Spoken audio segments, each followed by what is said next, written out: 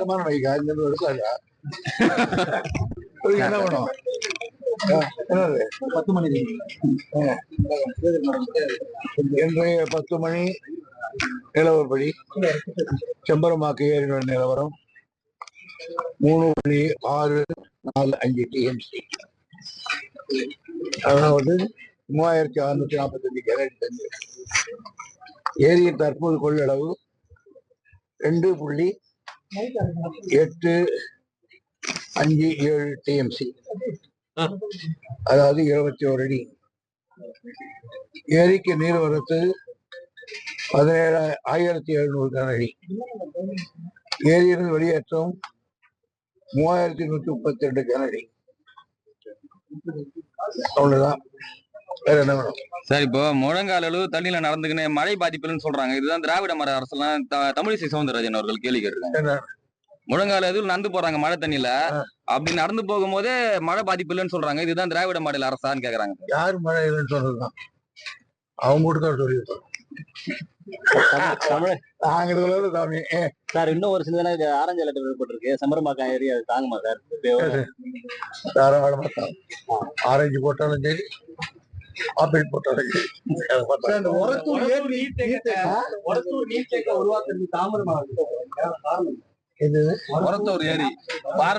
Land acquisition இருக்கு. நம்ம நாட்டுல தான் எப்ப எதுக்கு மட்டும் ஒரு கோர்ட்டு போயிருக்காங்க, சார் இந்த உபரி நீர் திறப்பால இந்த பாலம் வந்து தாங்கலப்பா. இந்த அதிமுக ஆட்சியில கட்டப்பட்டது 6000 கணக்கு சாலை மேல தண்ணி போகுது, அதனால மக்கள் பாதிக்கப்படுறாங்க. இப்ப இந்த குறையை அதை பற்றி தான் சொல்ல விரும்பல. குறை இருந்தால் நிவர்த்தி செய்யப்படும். இந்த புயல்ல வந்து திமுக அரசு வந்து சரியா செயல்படல. அதிமுக பொதுக்குழு கூட்டத்துல வந்து தீர்மானம் போட்டிருக்காங்க சார். எங்களை பாராட்டிய போடும். அது எதிர்கட்சி அப்படி போடலன்னு அவன் எதிர்கட்சிக்கிறேன். நானே சொல்றேன் அப்படி போடுறேன். பிள்ளைப்பாக்கம் ஏரி, ஸ்ரீபெரும்புத்தூர் ஏரி, தென்னேரி இது போற ஏரிகள்லாம் வந்து ஒரு டிஎம்சி 1/2 டிஎம்சி நீர் தேக்கி வைக்க முடியும். ஆனா அது தூர் வாராம இருக்கு. பிள்ளைப்பாக்கம் ஏரி வந்து பாத்தீங்கன்னா 600-700 கனஅடி வந்து செம்பரம்பாக்கம் வந்தது. அதை தூர் வாரிந்தா இன்னும் நீர் தேக்கி இருக்கலாம். பெரும்பாலும் காஞ்சிபுரம் மாவட்டத்துல, செங்கல்பட்டு மாவட்டத்துல தூர் வாராம இருக்கு. நீர்வளத்துறைக்கு மழை வெள்ளத்தை நீர்வளத்துறைக்கு மட்டும் 40,000 ஏரிக்கு மேல இருக்கு. ஒரு பக்கம் தூர் வாரினா இன்னொரு பக்கம் நின்றுதான் போயிடுது. எல்லாத்தையும் தூர் வாரத்துக்கு வேண்டிய நிதி ஆதாரங்கள் எங்களுக்கு கொடுக்கல. அதுக்கு கேட்டுக்கிட்டு இருக்கோம். எல்லாத்தையும் மாறினது ஒரே நேரத்தில் முடியாத பிரச்சனை. ஒரு நேரம் எதாவது கிரானிக்கா இருக்கோ அதுக்கு மாறிடுவோம். உங்களுடைய கருத்து சொல்றதை நான் குறித்து வச்சுக் கொள்வோம். அந்த ஏரிக்கு தனி சார் இந்த 2 மாவட்டத்துல தான் வெள்ள பாதிப்பு. இந்த ஏரிகள்லாம் நிரம்பினதா இப்போ வரப்புற மழை வந்து கனமழையா இருந்ததுன்னா எல்லா ஏரியும் இப்போ பெரும்பாலும் நிரம்பிடுச்சு. இப்ப செங்கல்பட்டு, காஞ்சிபுரத்துல 909ல 500க்கும் மேற்பட்ட ஏரி ரொம்பிடுச்சு. அப்ப இன்னும் மழை பெஞ்சதுன்னா அந்த தண்ணி நேரா இங்க செம்பரம்பாக்கத்துக்கும் படையாற்றுக்கும் வரும். இனி வரும் காலங்கள்ல கொஞ்சம் அது தூர் வரனா நல்லா இருக்கும். நம்ம கண்ட்ரோல பல ஆயிரம் இருக்கலாம். யோசனை அற்புதமான யோசனை கவனிக்கப்படும், குறித்து வைத்துக் கொள்ளுன்னு சொல்லிட்டேன் சார். உங்க எம்எல்ஏ சார் வந்து சட்டமன்றத்தில் உங்ககிட்ட கேள்வி கேட்டாங்க. இந்த மாதிரி வரதராஜபுரம் பகுதியில வந்து முழுமையான நீர் அகற்றத்துக்கு வந்து ஏற்பாடு பண்ணணும்னு சொல்லியிருந்தாங்க. அதை பத்தி எதனா 2 வார்த்தை சார். உத்தரவாதம் தான் கொடுத்துட்டாரா? பண்ண வேண்டாம் உடனே இது பண்ணலாமா சார்? இப்ப சீக்கிரமா எவ்வளவு சீக்கிரம் முடியுமோ அவ்வளவு டைம் பீரியட் கேட்டா கொஞ்சம் நல்லா இருக்கும். அந்த தடுப்பணைகள்லாம் பாலாற்றுல குறுக்கே கட்டப்பட்ட தடுப்பணைகள்லாம் இருக்குல்ல சார், மண்ணு திட்டுக்கள் ஆயிடுச்சு. அந்த தடுப்பணையும் நிக்காம போகுது. நம்ம கடந்த காலங்களில் செய்தியாகவும் புகார்களும் கொடுத்துருக்காங்க விவசாயிங்க. நம்ம திரும்பக்கூடல், கங்கச்சேரி என்ன பண்றது, நிறைய தண்ணி வருது. தண்ணி வந்த உடனே மணல் வந்து மூடி இருக்கு. அதை மறுபடியும் எடுக்கணும். அவ்வளவுதான். ஏரியோட மேற்பகுதியில் இருநேர்கோடு சிற்காடு சில கல்லூரியோட கழிவுகள்லாம் வந்து கலக்குது செம்பரம்பாக்கம் ஏரியில. இந்த தடுக்கிறதுக்கு ஏதாச்சும் நடவடிக்கை? செம்பரம்பாக்கம் ஏரியில கழிவு நீர் கலக்குதுன்னு சொன்னதுக்கு தாங்க நாட்டுல போவாங்க. இந்த ஹாஸ்பிட்டல் இருக்க தம்பி சவிதா அவங்க மொத்த கழிவு நீரும் இதுல விட்டுட்டாங்க. அதை போய் கோத்தா கோத்துக்காரு நல்ல தண்ணி வருதா நல்லது பாத்துக்குவாங்க. நாங்கதான் பாத்துட்டு போய் சொல்றோம். ஜட்ஜி சொல்றாரு மறுபடியும் நல்ல தண்ணி வருதா கண்ணு தண்ணியா பாருன்னு சொல்லிருக்காரு.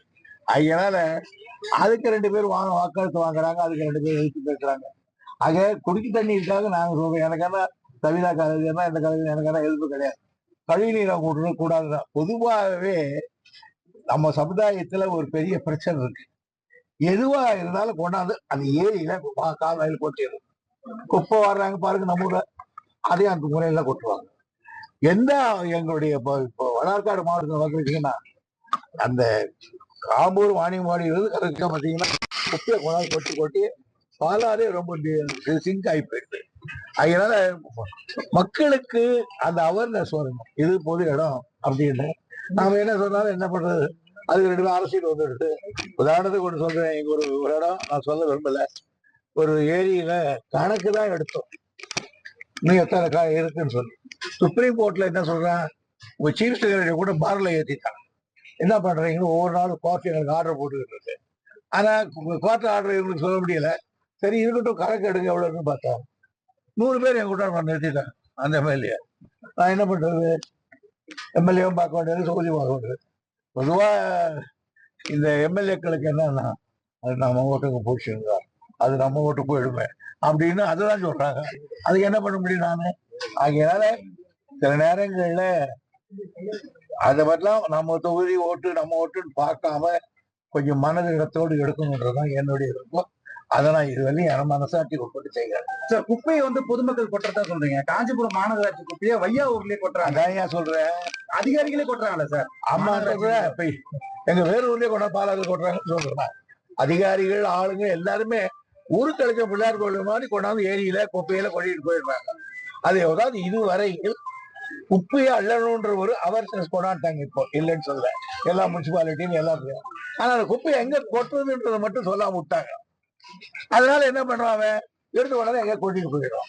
இதுக்கு என்ன பண்ண சொல்றீங்க? நானும் என்னுடைய வேலூர்ல பெரிய தகராறு இருக்குது, அதுக்காக நானே ஒண்ணு அதை கூட உட்காந்து பார்த்தா. அப்போ இப்ப மறுபடியும் பண்றேன், என்னையும் மீறி கொட்டிட்டு தான் போறேன். நீங்க அதிகாரிகளை கொஞ்சம் வான் பண்ணலாமே சார். இந்த மாதிரி போய் அடிக்கடிக்க பாருங்க, குப்பை கொட்டினா ஸ்ட்ரிக்டா ஃபைன் போடணும். நீங்க அதிகாரிகளை வான் பண்ணலாமே. வான் பண்ணலாம். அப்புறம் அவங்க அசோசியேஷன் என்ன செஞ்சு வந்தீங்க, என்ன பிரச்சனை இருக்கு?